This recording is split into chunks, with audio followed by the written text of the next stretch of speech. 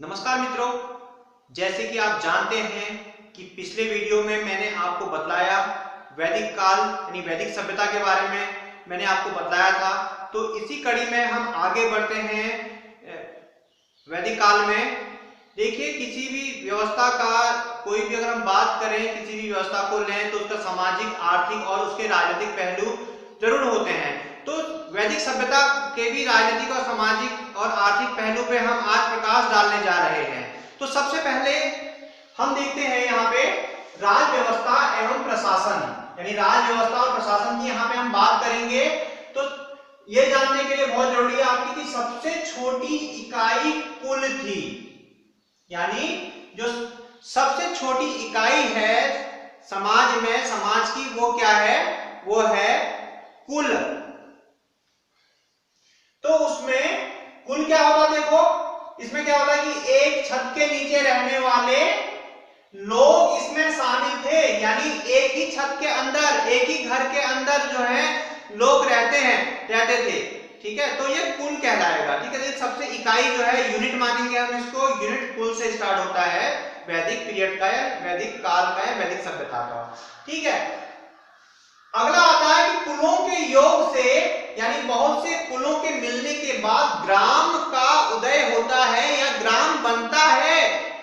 ठीक है, और ग्राम का मुखिया ग्रामीणी कहलाता था, यानी वैदिक पीरियड में ग्राम का मुखिया ग्रामीणी कहलाता था। ग्राम से बड़ा विष होता था, यानी जो है ग्राम से बड़ा विष होता था, और जो विष का स्वामी होता था उसको विषपति कहा जाता था, वह विषपति कहलाता था। यानी ग्राम बहुत सारे ग्रामों से मिलके क्या बनता था? बहुत सारे ग्रामों से मिलके विष बनता था, और विष का जो मुखिया होता था वह विषपति कहलाता था। यहां पे जानने की बात यह है कि राजा का पद अनुवांशिक होता था। अनुवांशिक का मतलब क्या होता है कि राजा के मरने के बाद जो ताजपोशी होगी उसी के पुत्र के को ही राजगद्दी मिलेगी। ठीक है, और यहाँ पे देखिए एक ऋग्वेद में ही और आगे वैदिक काल में क्या होता है, कहीं कहीं पर चुने गए राजा का भी जिक्र आता है। चुना गया राजा मतलब गणतांत्रिक व्यवस्था की यहाँ पे हम बात कर रहे हैं, यानी राजा जनता के द्वारा चुना हुआ, ऐसा उल्लेख भी ऋग्वेद में कहीं कहीं पर मिलता है। अगली जो बात है वो यह है कि राजा बलि के रूप में कर प्राप्त करता था, यानी राजा को जनता से कर मिलता था, यानी बलि मिलती थी। तो यहाँ पे बलि का वो मतलब ये नहीं मतलब निकालना है कि बलि किसी को मार करके किसी की बलि दी जाती, तो यहाँ पे ये वो बलि नहीं है। बलि का मतलब होता भाग, यानी राजा क्या करता था? जनता से, अपनी प्रजा से भाग प्राप्त करता था सेवा के बदले, क्योंकि राजा सेवा करता था, सेवार्थ होता था राजा। तो राजा जो सेवा करता था उसके बदले उसको प्रजा के द्वारा उसको बलि यानी भाग, उसको यानी टैक्स मिलता था।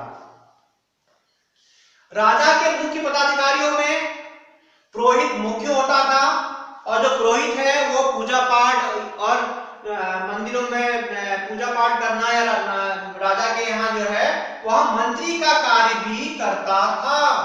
यानी राजा के दरबार में पुरोहित मंत्री का काम भी करते थे, और राजा के जो पुरोहित होते थे वह राजा के जिस समय यज्ञ होते थे तो उस समय मंत्रोच्चारण का काम भी पुरोहित ही करता था। यानी मंत्रोच्चारण के साथ साथ वो क्या करता था? मंत्री का काम भी राजा के यहाँ पुरोहित करते थे। और भी पदाधिकारी होते थे, सेनापति होता था, और भी होते थे, लेकिन पुरोहित मुख्य था। ऋग्वेद में क्या होता? देखो, दो निकायों की यहाँ पे मुख्यतः बात की गई है ऋग्वेद में। अब वो दो निकाय कौन कौन से हैं? सभा एवं समिति। ठीक है, सभा एवं समिति। अब यहाँ पे जानिए, जो सभा होती थी, सभा किन लोगों से बनती थी? कुलीन लोगों से मिल करके सभा बनती थी। और समिति को ऐसे मानिए कि समिति एक राजनीतिक संस्था थी जो राजनीति का काम देखती थी, यानी सभा और समिति दो जो हैं उस समय निकाय हुआ करते थे। अब आता है समाज, यानी ऋग्वैदिक समाज की यहाँ पे हम बात करेंगे। तो ऋग्वैदिक समाज 4 वर्णों में बटा था, ब्राह्मण, क्षत्रिय, वैश्य और शूद्र। यहाँ पे हम एक बात आपको बताना चाहते हैं कि जो ऋग्वैदिक काल था वो दो भागों में बटा था, एक पूर्व वैदिक काल, दूसरा उत्तर वैदिक काल। यहाँ पे थोड़ा सा हम अंतर करते चलेंगे कि जो पूर्व वैदिक काल था वह थोड़ा सरल था, उत्तर वैदिक काल में जाति संबंधी जटिलता आ गई थी। अभी हम आपको बताएंगे, इसमें हमने आपको बताया समाज 4 वर्ण में बटा था, ब्राह्मण, क्षत्रिय, वैश्य व शूद्र। अच्छा, दूसरी बात आपको यहाँ पे बताएंगे कि यह जो वर्गीकरण था वह कार्य पर आधारित था, यानी पूर्व वैदिक काल में फ्लेक्सिबिलिटी थी कि एक ही परिवार का जो व्यक्ति है वह अगर वह शिक्षा देने का काम करता है, शिक्षक है, या पूजा पाठ का काम करता है, पुरोहित है, तो ब्राह्मण हो गया। ठीक है, उसी परिवार का अगर कोई व्यापार करता है, अगर उसी परिवार का कोई आदमी, कोई व्यक्ति जो है अगर सेना में है, राजा की सेवा में है, तो वह क्षत्रिय हो गया। यदि उसी परिवार का कोई व्यक्ति व्यापार करता है तो वह वणिक बन गया, यानी वैश्य हो गया। और अगर उसी परिवार का व्यक्ति शिल्प करना जानता है या शिल्प के काम करता है, बढ़ई का काम करता है, तो वह शूद्र हो गया। तो इस प्रकार से क्या था कि पूर्व वैदिक काल में जाति व्यवस्था इतनी जटिल नहीं थी और जाति व्यवस्था काम पर आधारित थी, यानी एक ही परिवार का व्यक्ति यदि जिस काम को कर रहा है वह उस जाति में या उस वर्ण का हो जाता था, यानी वर्ण में जटिलता उत्तर वैदिक काल में आई। ठीक है,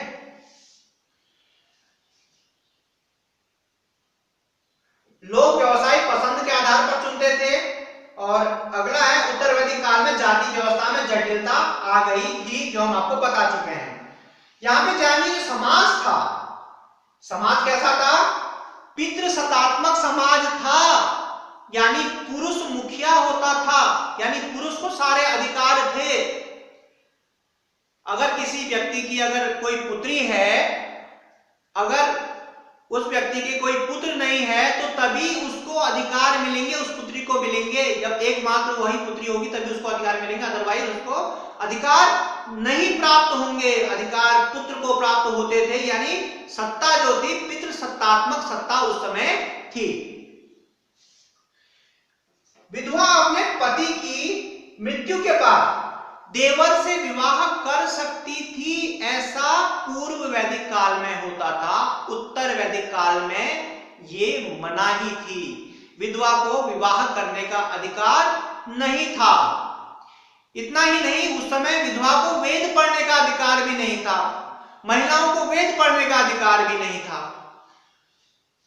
अब देखते हैं आर्थिक जीवन की ओर जाते हैं। यहाँ पे आर्थिक जीवन आया, आर्थिक जीवन की ओर जाते हैं तो क्या होता है कि ऋग्वैदिक काल में जनजीवन कृषि पर आधारित था। कृषि के साथ साथ पशुपालन, वाणिज्य व्यापार आदि पर निर्भर था। यानी ऋग्वैदिक काल का जनजीवन जो जीवन था, लाइफ स्टाइल थी, वह एग्रीकल्चर हो गया या पशुपालन है और वाणिज्य व्यापार आदि पर निर्भर होती थी। और ऋग्वैदिक काल में क्या होता था? खेती को महत्व अधिक दिया जाता था, यानी खेती को अधिक महत्व ऋग्वैदिक काल में दिया जाता था। अब यहाँ पे थोड़ा ध्यान दीजिएगा, यहाँ पे खाद्यान्नों को यव, ऋग्वैदिक काल में जो यव थे, जौ को ही यव कहते थे, यानी जौ नहीं कह करके यव कहते थे। तो खाद्यान्न को यव और धान्य कहा जाता था। ठीक है, जो खाद्यान्न थे जिसको हम यूज करते हैं, ईटेबल्स बोलते हैं इन चीजों को, जैसे जो सीड्स वगैरह होते हैं, जो गेहूं, जौ, चावल ये होते हैं, तो ये खाद्यान्न आते थे, इनको यव और धान्य कहा जाता था। मिट्टी के बर्तन बनाना, बुनाई, बढ़ईगिरी, धातु का काम आदि उल्लेखनीय कार्य उस समय हुआ करते थे। व्यापारियों को वणिक कहा जाता था, बनिया, यानी जो व्यापार का काम करते थे उनको वणिक कहा जाता था। और लेन देन किससे होता था? किसी प्रकार की कोई करेंसी नहीं थी, कोई मुद्रा नहीं थी, लेन देन वस्तु विनिमय के द्वारा होता था। लेन देन किसके द्वारा होता था? लेन देन वस्तु विनिमय के द्वारा होता था। अगला देखिए यहाँ पे व्यापारी ऋग्वैदिक काल में तो गणों में, समझिए यहां पे, और उत्तर वैदिक काल में श्रेणियों के रूप में संगठित थे। यानी व्यापारी लोगों को अपने को संगठित करने के लिए संघ बनाना होता था। तो व्यापारी लोग पूर्व वैदिक काल में गणों में संगठित थे और उत्तर वैदिक काल में वो श्रेणियों में या गिल्ड्स में वह संगठित थे। अब आता है धर्म और दर्शन। हर समाज का, चाहे वो किसी भी प्रकार की सभ्यता हो, वैदिक सभ्यता हो, वैदिक काल हो या फिर कोई भी सभ्यता हो, धर्म और दर्शन हर जगह मिलेगा आपको। तो ऋग्वैदिक काल में सबसे पहले तो जानिए कि ऋग्वैदिक काल में प्राकृतिक जो शक्तियां हैं, जैसे बिजली का चमकना, वर्षा का आना, आंधी तूफान का आना, तो ये सब देवताओं के रूप में इनकी पूजा होती थी।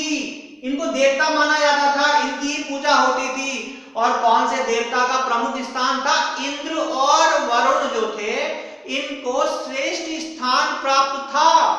इंद्र और वरुण को श्रेष्ठ स्थान प्राप्त था। अग्नि को पृथ्वी व स्वर्ग के बीच संदेश वाहक, आप जानते हैं कि जब कभी क्या होता है कि यज्ञ किया जाता था, यज्ञ में अग्नि प्रज्वलित होती है, तो क्या करते हैं, उसमें आहुति देते हैं। आहुति जिस देवता के नाम से दी जाती है, उस देवता के पास वो आहुति पहुंच जाती थी। यानी अग्नि क्या था? एक प्रकार का कम्युनिकेटर था, यानी संदेशवाहक था।